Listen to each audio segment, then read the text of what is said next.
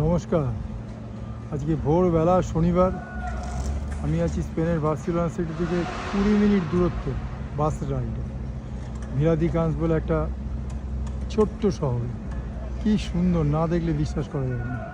মানে আমি হেঁটে দেখাচ্ছি, এই সারি সারি বাড়ি, মানে একই রকমের সব বাড়িগুলো, মানে মনে হচ্ছে যেন একটা বাড়ির একটা রাস্তা, মানে অপূর্ব সিনারি। না দেখলে বাড়িটা বিশ্বাস করা যাবে না যে মানে আমার ভাষা আসছে না। মানে আমার খুব ভালো লাগে এই জায়গাটা। আমি এই নিয়ে 2-3 বার এলাম ভিলাদিকান্সে।